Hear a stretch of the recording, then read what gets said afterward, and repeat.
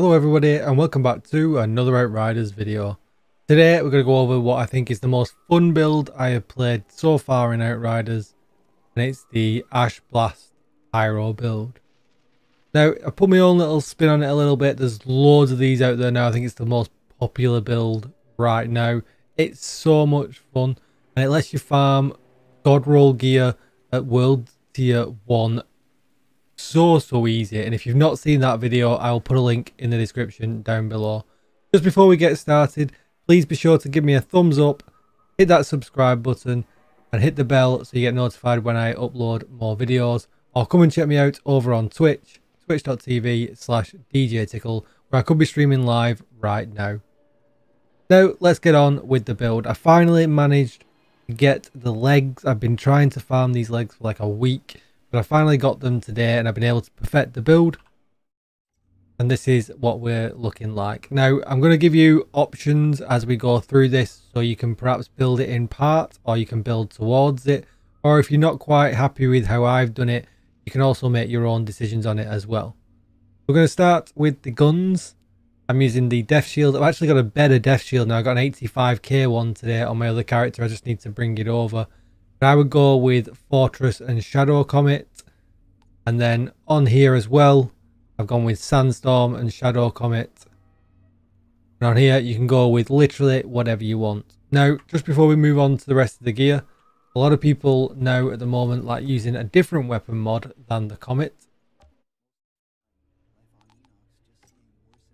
and it is this one here. It's a tier 3 mod, and it's this one here, the Moaning Winds. Reloading creates a strong blast around you, dealing 387k worth of damage to enemies within range of 8 meters, which is huge. And you can do that every 8 seconds. But if you think about it, you can actually cycle it through all 3 of your guns. So if we empty the death shield,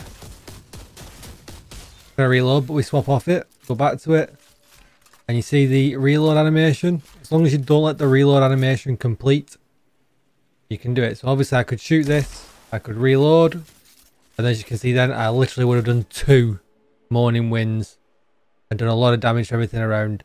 You can actually then pull your pistol into that equation as well, empty your pistol out so that when you flick to that it causes a reload animation as well.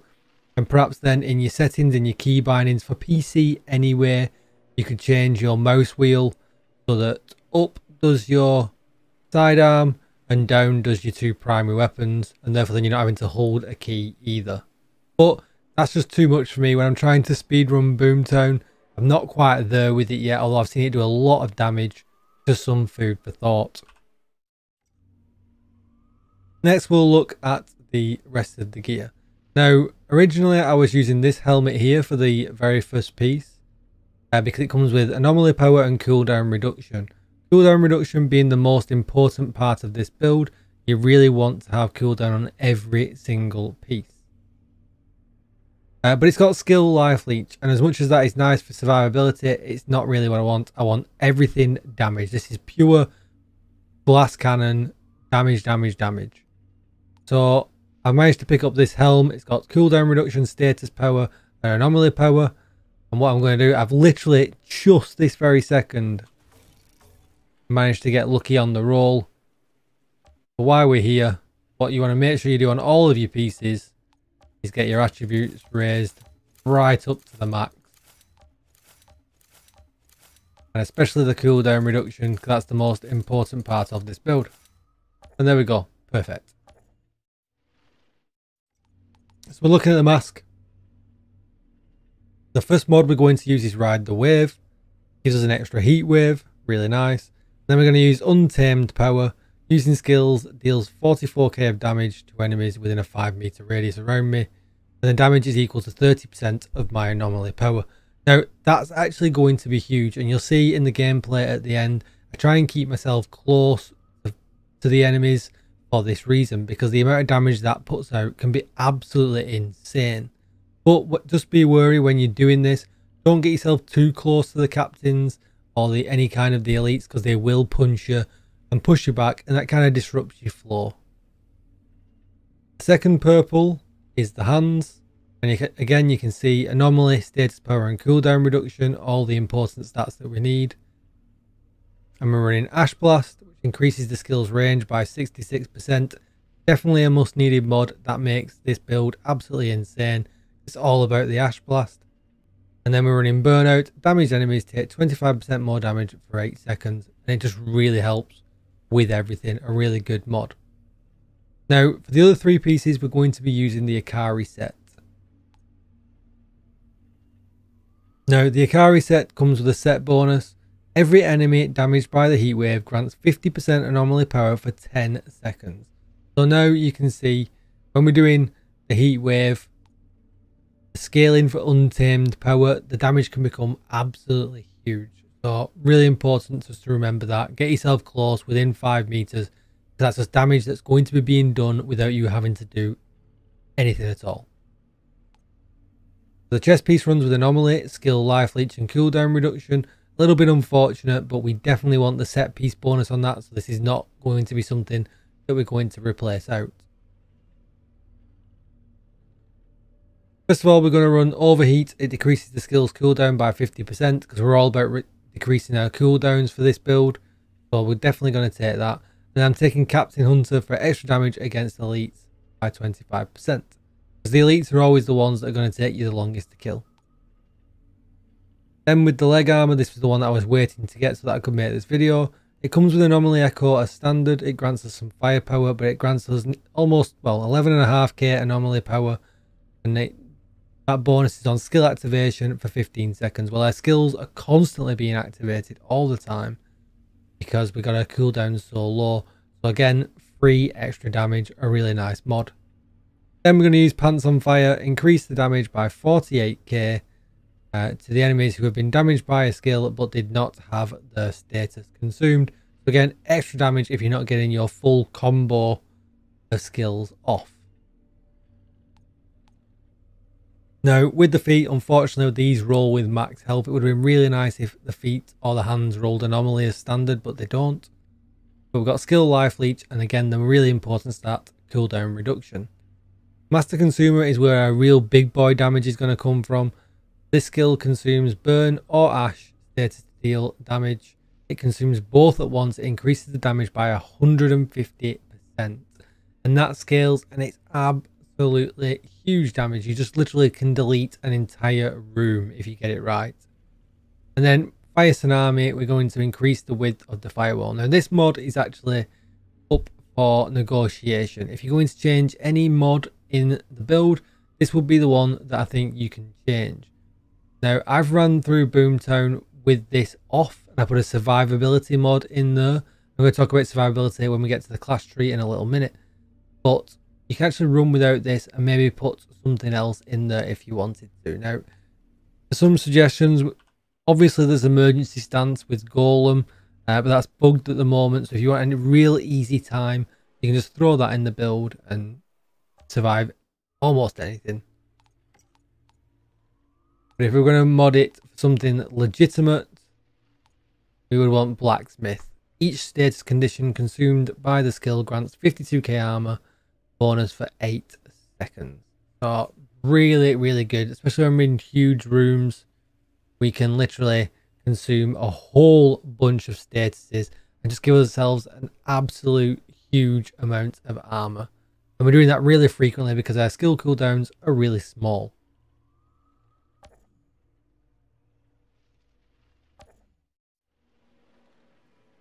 Let's take a look at the rest of the build. Skills. We're going to use Heat Wave, obviously. We're down to 6.9 seconds, which is nice. Ash Blast. We're down to 12.3 seconds, which is really nice. And Overheat, which we're going to spam. Just a small 4 seconds. This is really, really nice. I don't think I can get these any lower.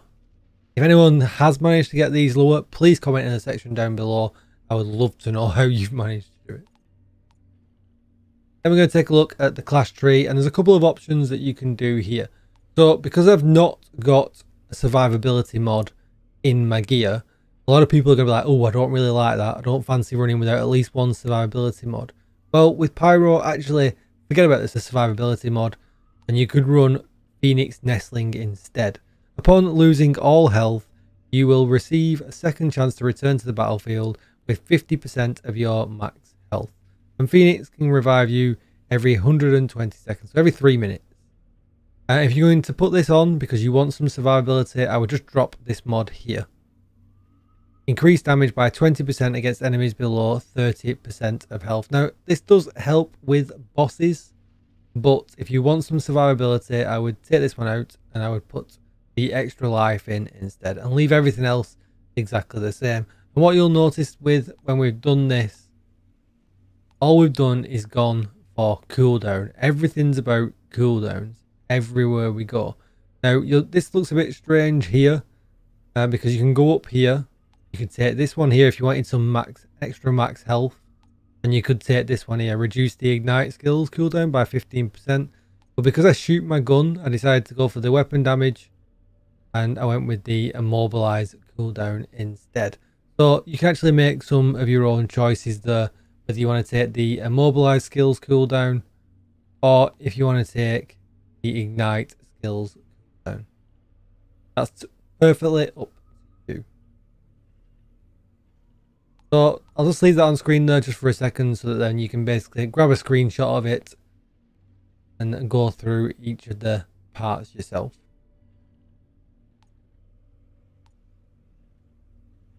But that is going to be it. I will leave you with some gameplay of me running Boomtown.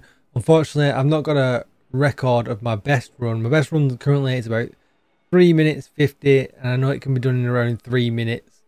So I really need to try and bring that down. But I'm just going to do one run right off the bat. I really don't know if it's going to let me get 3 minutes 50 again. There you can see at the bottom, there it is, 3 minutes 50. But we'll see what the video comes out like. But thanks again for watching, everybody. Be sure to subscribe to the channel. Give me a thumbs up and maybe comment down below. And come over to Twitch, twitch.tv/djtickle, and come and say hi. And we can talk about all things Pyro and builds in Outriders. Thanks for watching, everybody, and I will see you in the next one. Goodbye.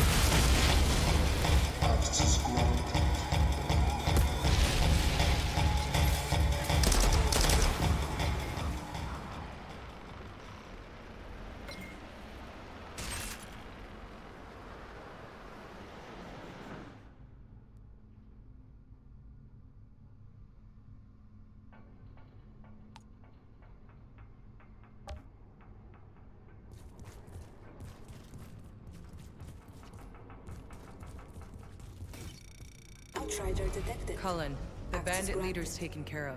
Your pass is clear. Where'd these bandits come from anyway? They were insurgents. Defected to our side,